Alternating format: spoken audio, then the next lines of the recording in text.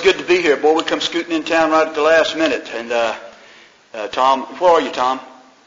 Over here. Oh, okay. I just wanted to make sure y'all got through the door before it closed. I was wondering if y'all made it in. Anyway, Tom pushed it. I'm glad he didn't get a ticket, but we did good. We just come from another treatment center, and it was going to be a close race, but we made it. So it's good to be here. Like doing this stuff. It keeps me sharp. I walked out of a treatment center one time, and this guy said, "Wow, you got a lot of wisdom." I said, "No, I got a big book." I said, you can get you one." I said, "You can't have mine, or I'll return to being stupid."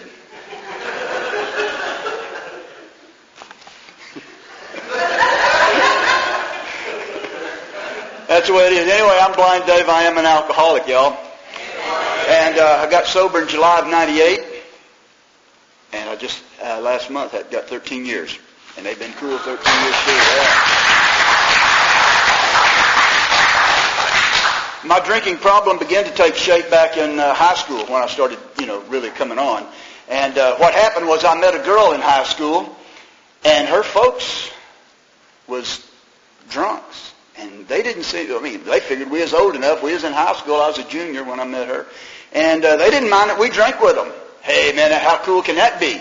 So on Friday, my girlfriend and her mom just come over and picked me up. I walked right out of school, hopped in the car with them. They had the ice chest in the back seat, popped the top, and the weekend was on. And I drank every weekend, all weekend long through my junior and senior year. And that's when my drinking really got started. I graduated in 1968. Now, most of y'all probably ain't that old, but you know that a lot of new stuff was coming around back in the 60s that you could experiment with too. And I experimented with a lot of those. And that really accelerated the process for me. Took me down quick. Bill said that in his story. He said, then a doctor came and began to administer heavy sedatives. Next day found me drinking both gin and sedatives.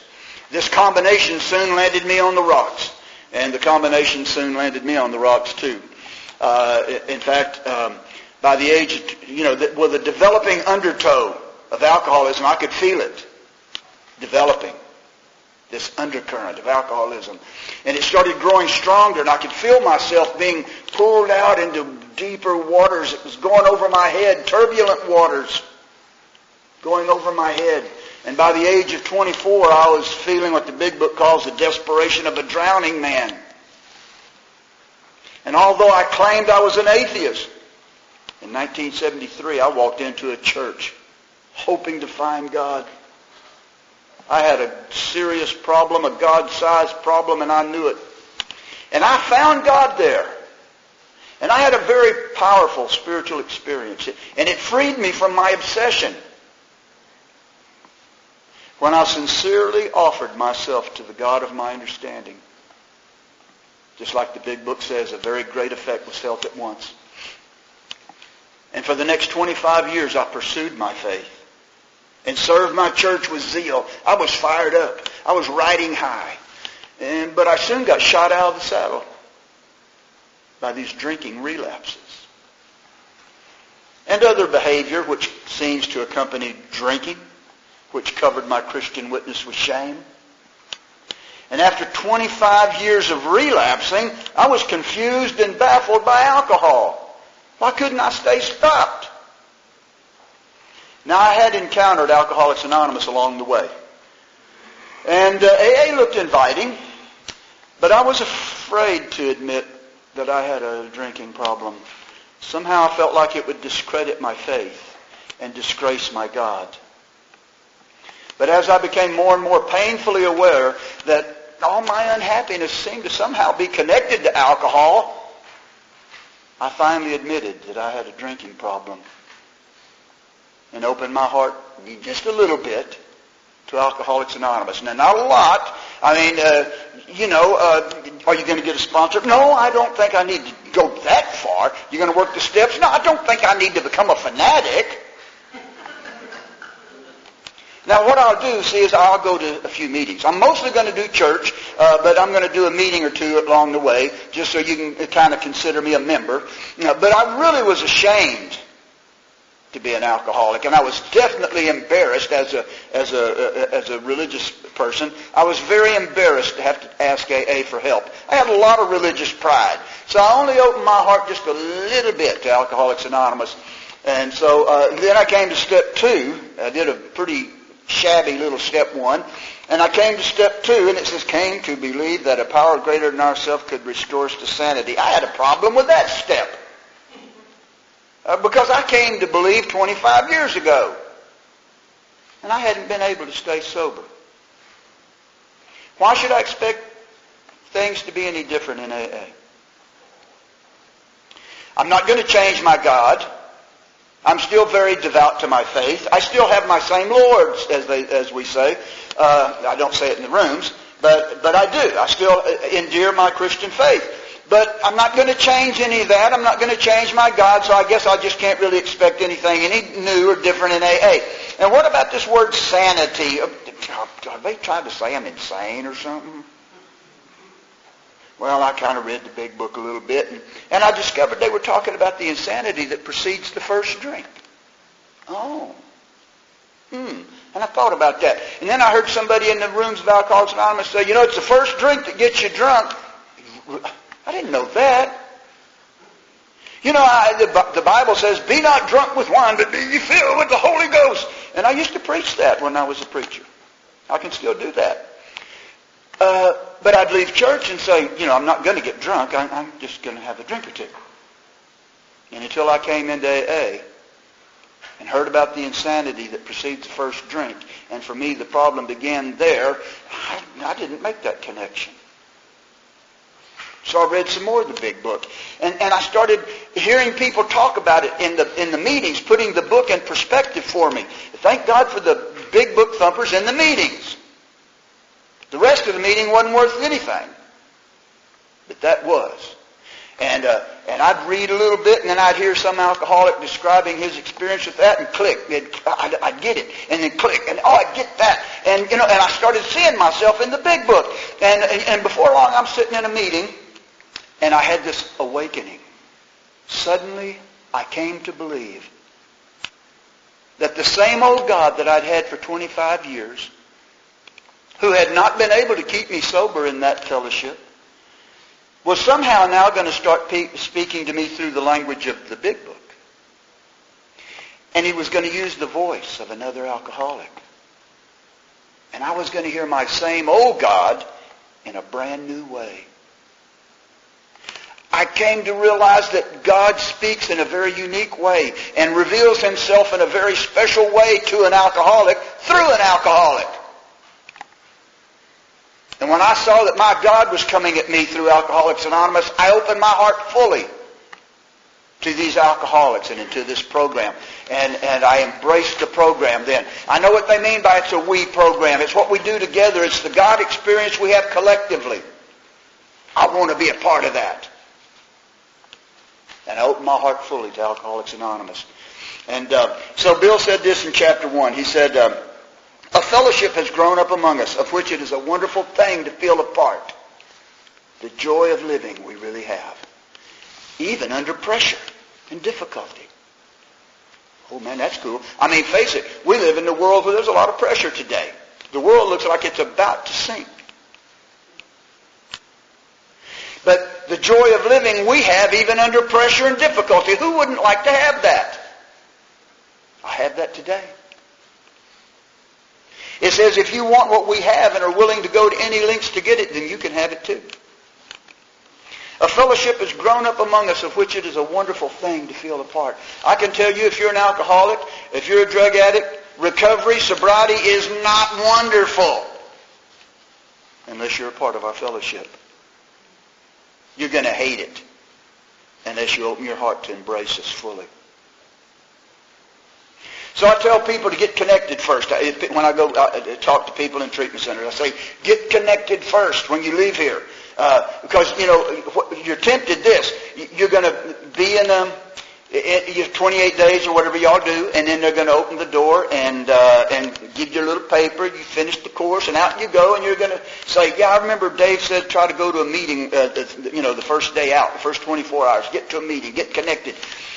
But here's you're going to be tempted. See, you're going to walk out the gate and go, well, I've been force-fed recovery and been listening to Scott for 28 days, surely I can coast for a little bit. And besides, I hadn't seen my girlfriend in a month, and I think I'd rather go see her first. Well, I don't blame you. But what's going to happen, see, you're going to go looking for her, and you're going to find out that she's done run off with your old drug dealer.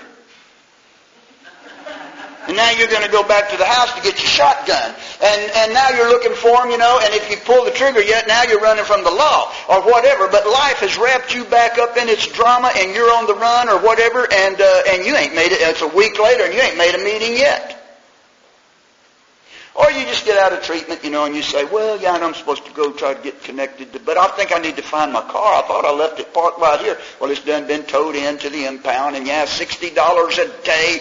I need to get my car out. And, now I'm trying to hustle money, get my friends, can you give me, and I'm just caught back up in the drama of life. And I've meant maybe I'd go to a meeting tomorrow, but after all, I've got all this crap happening, and the current of life will just sweep you away.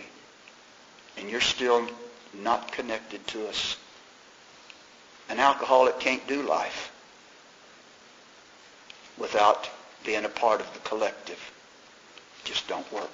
So I've been telling my friends that, and I had this guy, he told me, he said, Dave, I got out of treatment, went over to my halfway house, and they showed me my room. I threw my suitcase on the bed and thought, I'm going to give my old buddies a call, man. I ain't seen them in a month. And he said, wait. And then I remembered Dave said, no, don't do any of that until you first go to a meeting. Well, it was Friday, and he said, the treatment center he got out of used to bring the van of the guys over to this certain meeting on Friday night. He said, I'll go over there tonight and sit with my buddies.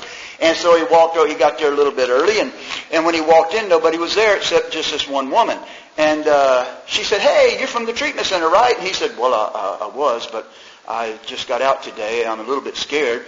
She said, well, he said, I don't know anybody. She said, well, you know me. And she introduced herself.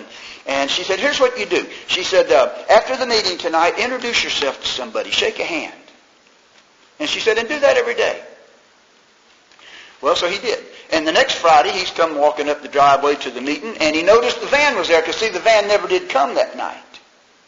But next Friday it was there, and he's walking up the driveway, and he saw the van. He thought, great, I'll get to sit with my buddies. And he runs into the room, and there they are across the room. They're all sitting together, and he's trying to get over there to them, but people are grabbing him, going, hi, John, how you doing tonight? Hey, John, good to see you again. Shaking hands, bear hugs. It took him about 10 minutes to get across the room. And he finally got over there and sat down with his friends, and they said, wow, John, you know a lot of people. And he said, hey, I do, don't I?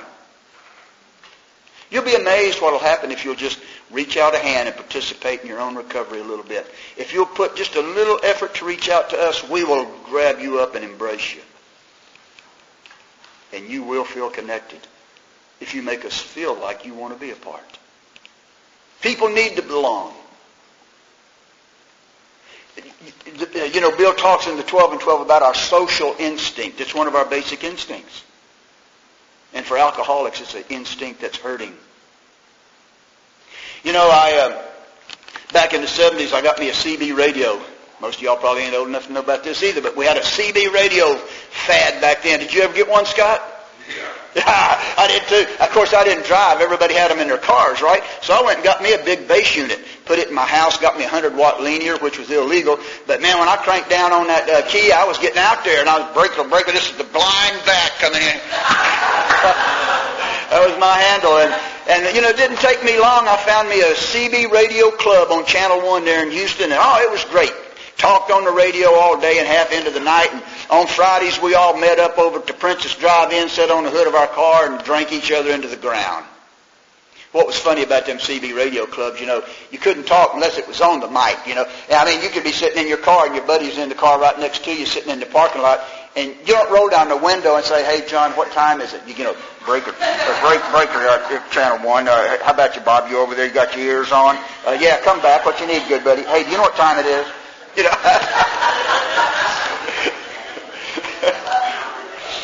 So, people just like to have something that they gather around, a common denominator.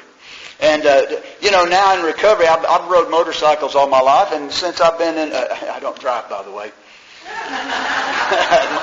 Fortunately, God gave me a woman who can handle that bike, and I get to sit on the back. They call it the bitch seat. And I said, the ultimate test of humility. I get to ride in the bitch seat. But I say, but it's better than no riding at all.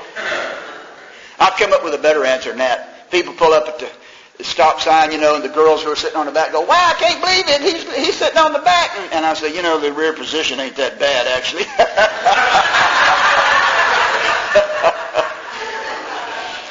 And so I have found me a lot of Harley riding friends in recovery, and we have a good time. We get together and ride, and we're fixing to have the first annual Texas Serenity Run bike rally. The sober riders, we're starting it this year. I hope it'll be every year. It's going to be right down here in Medina in October, third weekend of October. If you're a bike rider, go to TexasSerenityRun.com and check it out.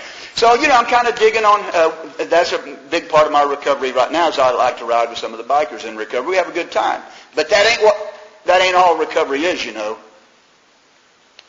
The big book says that the alcoholic knows loneliness in a way that few do.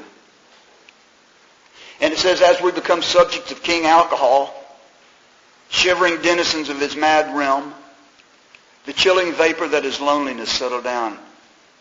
It thickened, ever becoming blacker. As we became, how does it say that? Anyway, as society rejected us, the more we withdrew, the more they rejected us, the more we withdrew from society. And then we began to seek out sordid places, hoping to find companionship, understanding, and approval. And before long I sunk to lower and lower stratas of society. And before long, now my drinking buddies and my drugging buddies, are they really friends?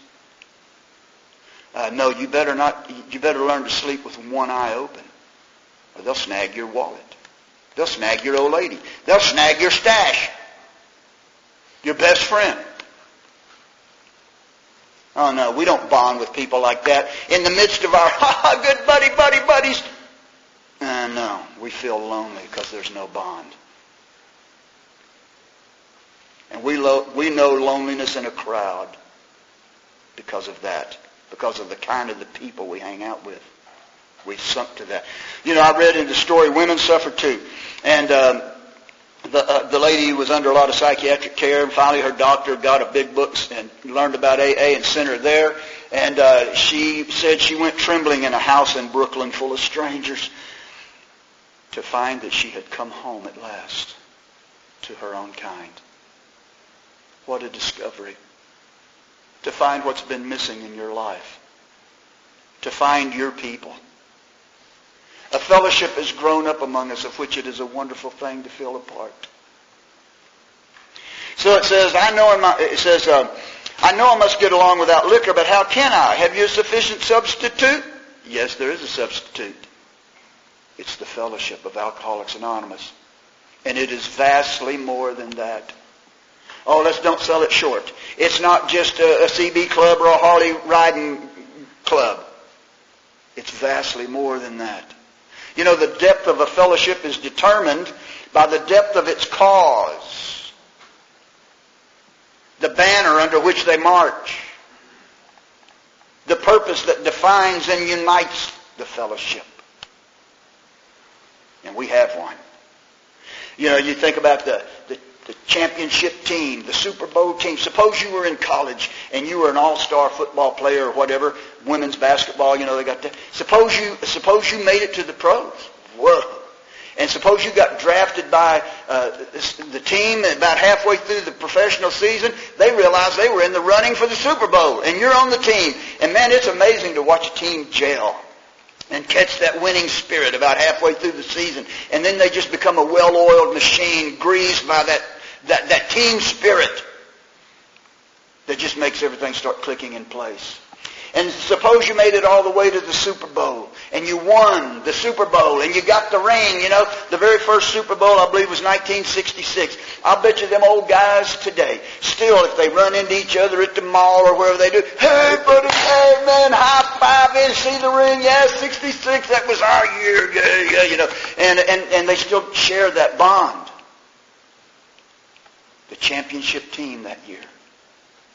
Won't forget it the rest of your life. I'll tell you a bond that'll go deeper than that. Suppose you're a couple of buddies in a foxhole under fire, and the bullets are whizzing over your head. And you're saying, you cover my back, I'll cover your back. And if we do this right, we might get out of here alive. I've listened to my dad tell World War II stories that would make you cry.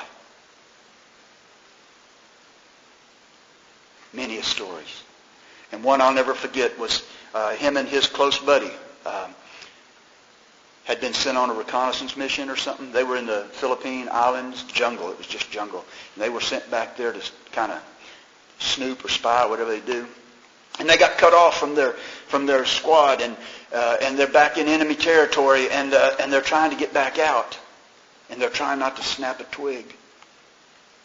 And this guy who is my dad's close buddy, who had risked himself for my dad, and suddenly he got spotted and machine gunned and ripped him right open, and his intestines just fell out. And my dad drug him back, and they found a place to hide, and my dad's stuffing his guts back in him because he ain't dead. And now my dad's trying to carry him, still trying to get out of there. And he carried him for 3 days, trying not to snap a twig. And the guy saying, you're going to have to leave me here or you're not going to make it. And my dad said, ain't no way I'm going to leave you here. You risked your life for me. You're going to have to leave me. I'm not going to leave you. Couldn't leave you. Carried him for 3 days and made it back. What a story. Risked their life for each other. Sacrificed their life for each other. What a bond. You know, the big book says, although we share a lot of levity, underneath there's a deadly earnestness. Because we know that today that the message we carry is not one of just fun and laughter. It's one of saving lives. It has been proven that one alcoholic can affect another, it says, as no non-alcoholic can. It also appears that strenuous work one alcoholic with another is vital to permanent recovery. We are like the passengers of a great liner the moment after a rescue from shipwreck. When camaraderie, joyousness, and democracy pervade the vessel from steerage to captain's table. Oh man, to be rescued at the last moment, going down. How grateful would you be? But let me tell you something that feels mighty damn good. What if you were the rescuer that pulled them out? Mighty damn good to feel that. The big book says that the ex-problem drinker who has found the solution, who obviously knows what he's talking about, whose whole deportment shouts at the new man that he's got the answer, he can generally win the entire confidence of another alcoholic in a few hours. Until such an understanding is reached, little or nothing can be accomplished. But after such an approach, many will take up their beds and walk again. Would you like to be a part of that? This is our 12th suggestion. Carry this message to other alcoholics. You can help when no one else can. You can secure their confidence when all others fail. I'm talking about all the professional people and psychiatrists and doctors. They can take you so far, and then they got to give you to us. We can help when no one else can. We'd like you to be a part of that. It happens that because of your own drinking experience, you can be uniquely useful. There's that word unique again. You can do something nobody else can do. God can use you in a capacity that nobody else can fill. It happens that because of your own drinking and drugging experience, you can be uniquely useful in the hand of God to help another alcoholic. You know, I was cursed with alcoholism. All through the 25 years of my religious experience, I was trying to get my ministry going. People thought I was going to have one, but alcoholism kept shooting me out of the saddle, and I was disgraced. And I'd go somewhere else and try to start over, and it would start looking pretty good, and then alcoholism would break out again and shoot me out of the saddle. And I moved to Austin trying to find a new place to start over. I was cursed with this dang thing. It seemed that no matter where I went, it was like a bloodhound on my trail. It would sniff me out. It would find me every time. It would take me back down. I was cursed. And I came into AA. found out it was a spiritual program. And found out that it asked me to give my life to serve God, to help other alcoholics. And when I did my step 3 surrender and understood that, the first thing that happened was God took my curse and gave it back to me as my gift. And now I am uniquely useful in the hand of God, and with a big book in my other hand, to help a certain people on this planet that no one else can help. Not really. And did I grow about 2 feet taller when I stepped into my place in Alcoholics Anonymous? Life will take on new meaning to watch people recover, to see them help others, to watch loneliness vanish, to see the fellowship grow up about you, to have a host of friends. It's an experience you must not miss. This is not a fellowship. This is an experience you must not miss. Where am I to find these people, you ask? You're going to meet these people in your own community. Near you, alcoholics are dying helplessly like people on a sinking ship. If you live in a large place, there are hundreds, high and low, rich and poor. These are future fellows of Alcoholics Anonymous. Among them you will make lifelong friends, for you will escape disaster together, and you will commence shoulder to shoulder your common journey, and then you will know what it means to give of yourself that others may survive. Our common welfare must come first. Personal recovery depends upon AA unity. Each group has but one primary purpose, to carry its message to the alcoholic who still suffers. Being wrecked in the same vessel, being restored and united under one God, with hearts and minds tuned to the welfare of others, the big book says. Tuned. I'm trying to help tune you to that vision right now. With my heart and mind tuned to the welfare of helping other alcoholics. That's what we're about. You know, the meditation that it talks about in our literature. People miss this all the time. I go to AA workshops on meditation and they say, light a candle. No, that ain't what we're supposed to do. My meditation is open the big book and ask God to teach me this book and to help me communicate it in a way that will light people's fire and make them catch the vision.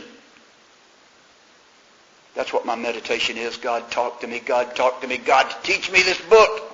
And He does. And I'll tell you, when He really started teaching me the book was when I thought, some of this is pretty good stuff. I better start writing it down, because I kept forgetting it, And when I got out the writing stuff and said, okay, I'm going to start remembering something, it just opened a floodgate. It's like God said, if you're ready to start writing, I'm ready to start talking. And I've got notebooks and notebooks and notebooks. It tells me in the 12 and 12 that when I sit down to do my meditation, that it helps to envision my spiritual objective before I start to move toward it. What is my spiritual objective? To stay sober and help another alcoholic to achieve sobriety. That I can do something that nobody else can. That I'm supposed to be armed with the facts about this book. And that my whole deportment is supposed to shout at the new prospect that I've got the answer. God, give it to me. I want to help them. And God will light that fire in your heart. It'll change your entire life. It's an experience you must not miss. Every day is a day. We must carry the vision of God's will into all our activities. How can I best serve Thee? Thy will, not mine, be done. And so it says this in the 12 and 12. It's kind of interesting about step 1. We admitted hopelessness. And it says, in AA's pioneering time, none but the most desperate cases could swallow and digest this unpalatable truth. Many less desperate alcoholics tried AA and did not succeed because they could not make the admission of hopelessness. It is a tremendous satisfaction to record that in following years this changed. People who still had their health, their family, their jobs, even 2 cars in the garage, began to recognize their alcoholism. As this trend grew, AA became joined by younger and younger people who were scarcely more than potential alcoholics. They were spared that last 10 or 15 years of literal hell the rest of us had gone through. Since step 1 requires an admission that our lives had become unmanageable, how could people such as these take this step? It was obviously necessary to raise the bottom the rest of us had hit. We raised the bottom to hit them. By going back in our own drinking histories, we could show that years before we realized it, we were out of control. It was not just a habit, it was the beginning of a fatal progression. And did you know that in the early days of AA, they were only getting the low-bottom drunks. The rest weren't getting it. But in yet later years, AA started being joined by younger and younger people who were scarcely more than potential alcoholics. And the only thing that changed was the messenger. The messenger got better and saved many a person 10 or 15 years of hell. That's my responsibility. It's my responsibility to improve as a messenger. My next function is to grow in understanding and effectiveness. This is an experience you must not miss. Make yourself available to God and available to your fellow alcoholics, and watch the power of God flow through you. I never will forget the first time my sponsor sent me to go to detox. I was scared to death, and I wouldn't go by myself, and got some other people to go. And so I took about a 10-minute turn, and I walked out of there going, that was bad. That was bad. And I went back to my AA group, and he said, Dave, I'll make you go. I just want you to go back to the same time slot next week to the same group. Oh, God. So I went back and did about another 10 minutes, and it was a little better, but not much. And I walked out of there going, that was terrible. And then he said, Dave, you know what? I'm glad to see you're going. And he said, I'm just going to put you down to go regular with this group once a month. And I went, oh, dadgum. It's okay. I better go get my big book and start studying. And that was the beginning for me. I decided I wanted to do better. And I took my big book and opened it up. And it wasn't just a casual read now. This is what I'm supposed to talk about when I go back next week. And that's when I drug out the writing stuff. And that's when God showed up in a powerful way. This is on-the-job training. I have to be thrown into the deep end of the pool to start learning how to swim. And I'm glad I had a sponsor that threw me into the deep end of the pool. Or I would have sat on the AA meetings and dug the barbecues and the dances and until I got kind of, the new wore off, I guess. But it says this, your job now is to be at the place where you can be of maximum helpfulness to others. It's my job. I'm supposed to find my place, and I'm supposed to be there. I have my routine. On these nights, I'm at this group and these meetings, and you can pretty much walk in there and look over and say, there's Dave in his chair. That's my commitment, to be at my place. Life will take on new meaning to watch people recover, to see them help others, to watch loneliness vanish, to see the fellowship grow up about you and know you're contributing to that. To have a host of new friends, this is an experience you must not miss. It's funny in chapter 2 it says, here are some things people say about alcoholics, and they go, the doctor told him if he ever drank again, it'd kill him. But look, there he is, all drunk, all lit up again. Well, she's such a sweet girl, you'd think he'd stop for her sake. Well, yeah, you'd think so. Those are good reasons for other people. Dave, don't you think your wife would be happier if you didn't drink so much? Yeah, you're right. I'm really sorry. I'm ashamed of myself. Honey, things are going to be different from now on, honey. But they weren't. They were for a little while.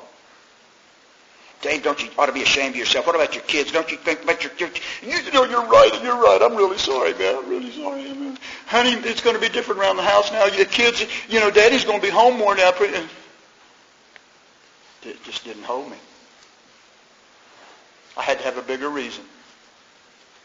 And anywhere else I could say, that wasn't a good enough reason for me, and they'd all say, oh, you sorry dog. But I can say that in AA.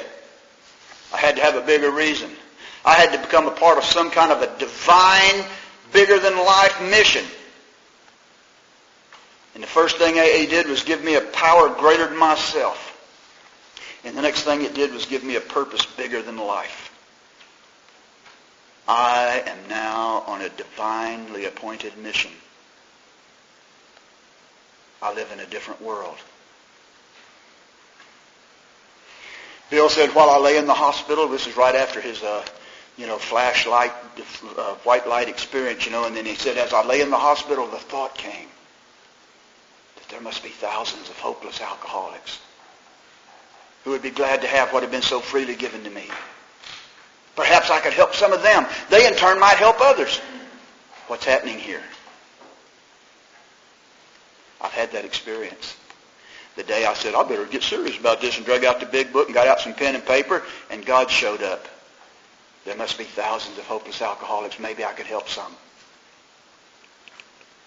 And Bill said, my wife and I abandoned ourselves with enthusiasm to this idea of helping other alcoholics find the solution to their problem. Enthusiasm. We're talking about the fire of recovery. It's spiritually ignited. You know, for the first 6 months of Bill's effort, he got nobody sober in New York. And he never could find a job either. And finally, he was offered a little job by some company that said, go down here to Akron on this deal, and if you do pretty good on this, we might give you a permanent position with the company. And it said that he went down to Akron, and his business venture fell through. And he was terribly, and he said, which it seemed important. It said, which at the time seemed important. What time? With the Depression. He ain't had a job in a long time. He can't even find one. It was important. This was important. He had to pull this off and get a job and get some income coming in. And he went down there with high hopes and high expectations, and it all fell through. It says, bitterly discouraged, he found himself pacing the hotel lobby wondering how to pay his bill. He don't even have the money to get out of town. This ain't just a bad hair day. My whole world is coming down. And then he started hearing the tinkling glasses down at the bar. And he started having thoughts. And then he started trying to stop himself from moving in that direction. He said, what about my responsibilities? What about my family? I've had those thoughts. What about my job, my responsibilities? Your son's coming up and you're going, oh crap, I'm supposed to be at work in 2 hours. What am I going to tell the boss? And how long did it take me to think of what I was going to tell the boss? Not long. What about my family? What am I going to tell the old lady because I didn't ever come into home tonight? What am I going to say? How long did it take me? Not long. Those thoughts never stopped me or never pulled me back. And then Bill said, what about the men who will die because they will not know how to get well? Oh, yes, those other alcoholics. Where did that thought come from? I think it came from the same place back here on that bed when he said, suddenly the thought came that there must be thousands. Maybe I could help some. And he launched himself out into a divine mission. And right at this point, when it's about to be choked out of him, God reached in and reignited that. He said, what about the men who will die because you won't be there? And he said, oh yeah, those other alcoholics. What alcoholics, Bill? You ain't got any yet. Those that I saw when I laid on that bed, I saw thousands. They're out here somewhere. Oh yeah, those other alcoholics. I will call a clergyman. He headed to the other end of the hall and made a phone call.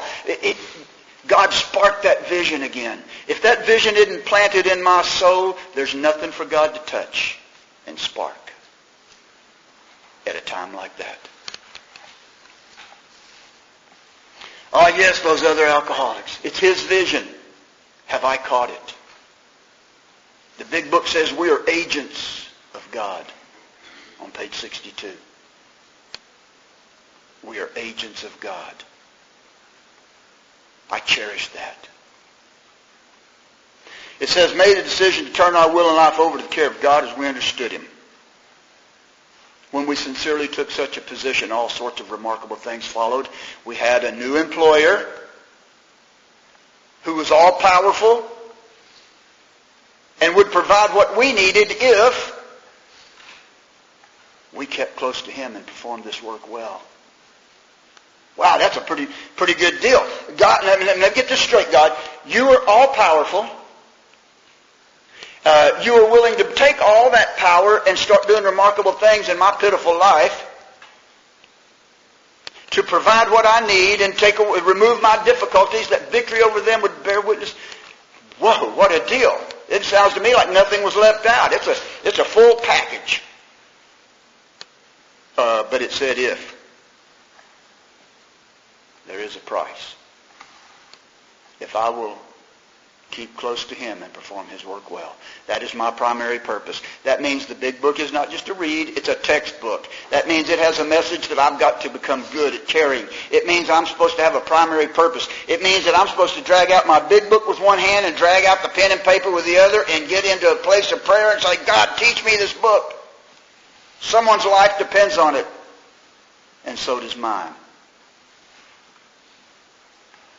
And we have been given a great sense of purpose, a divine sense of purpose. It says, we have been given a great sense of purpose, accompanied by a growing consciousness of the power of God in our lives. You know, my wife's got a lot more sobriety than I do, and she was asked to come speak at a big convention one time, and so I got to tag along, and this is some years ago. And so we're in this hotel. They show us our room, and they got a gift basket in there. You know, it's big treatment when you are one of the big speakers at a convention. It's kind of neat. And so I got up Saturday morning, and I was sitting on the floor, leaned back against the bed, and I'm doing my morning little meditation and prayer and things.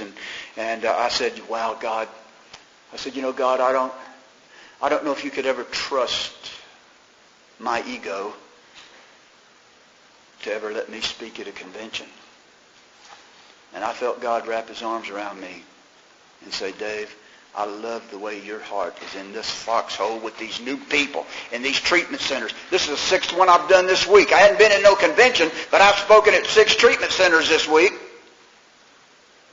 And he said, as long as you can keep your heart down here with these new people coming in, and as long as your heart is there, I can trust you to speak at any convention.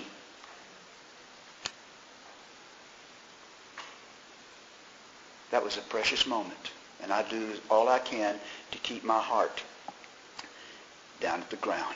It says God wants us to have our head in the clouds with him, but our feet must be firmly planted on the ground where our fellow travelers are and where our work is to be done. And I try to keep my heart mostly in my feet. And if I lose this great sense of purpose, my recovery will go flat. And I will lose the experience of a power greater than myself working in my life to provide what I need, that victory over them, to take away all my difficulties as they pop up. That victory over them will bear witness to those I'm trying to help of his power and his love. If I lose all that, my sobriety will go flat. And AA will be reduced to just being another CB radio club or a Harley riding group. And we'll ride around, hit the barbecues and hit the dances, and it'll all be fun for a while. I don't know that I could really stay sober on that. Definitely not sober and happy. The joy of our program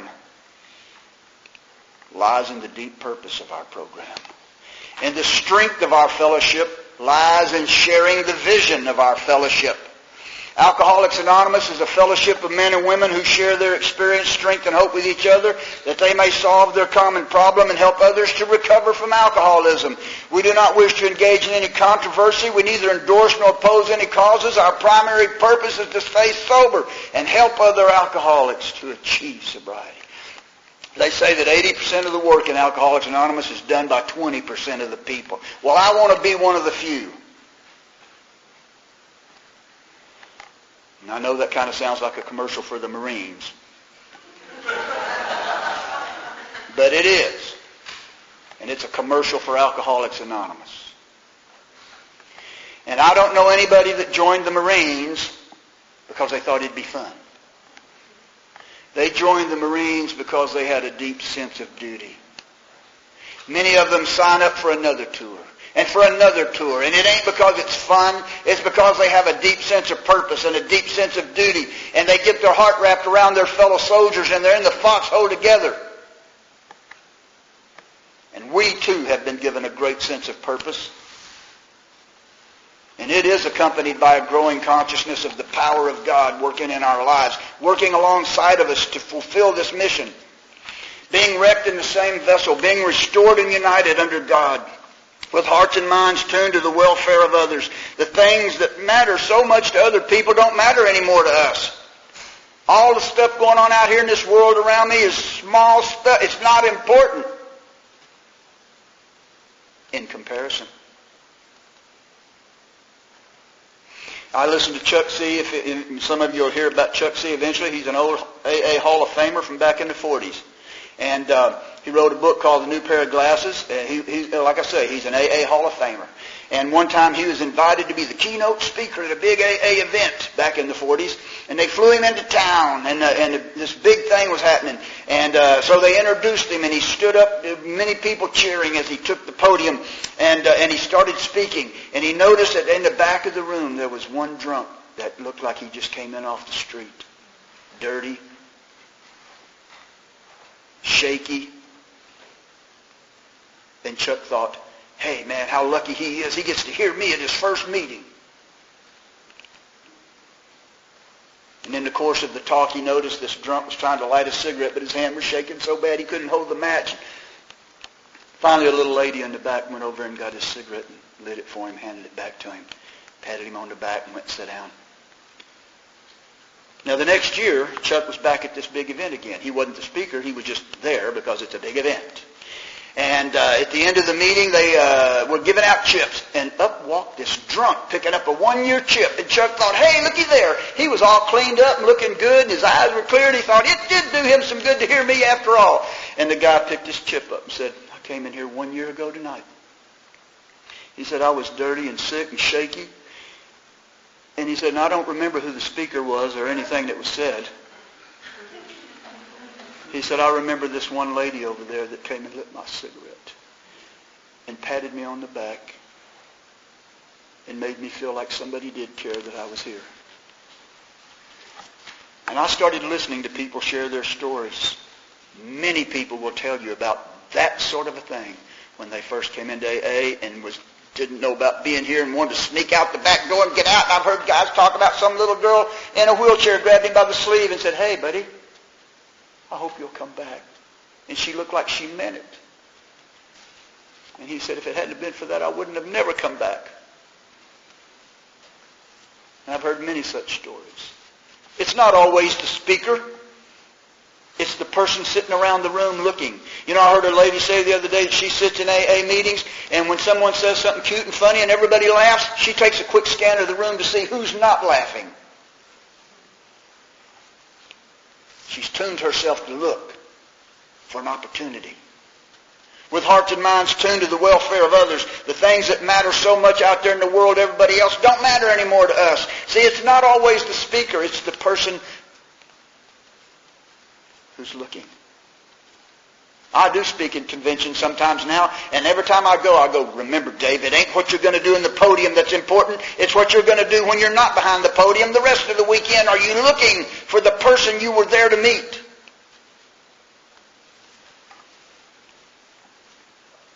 We have a deep sense of purpose in AA. And I want to tune my heart to that. It takes humility to do it. But as long as I do, I will be on a ride with God. My head will be in the clouds with God. As long as my heart can stay in my feet. And if you want to step up to that, then you will find a deep sense of purpose in your own recovery. And you'll become a part of a fellowship that you'll be proud to be part of. One of the few. Alcoholics Anonymous is a fellowship of men and women who share their experience, strength, and hope with each other, that they may solve their common problem and help others to recover from alcoholism. We do not wish to engage in any controversy. We neither endorse nor oppose any causes. Our primary purpose is to stay sober and help other alcoholics to achieve sobriety. And I can tell you today that I'm proud to be a part of you. And thanks for being here for me.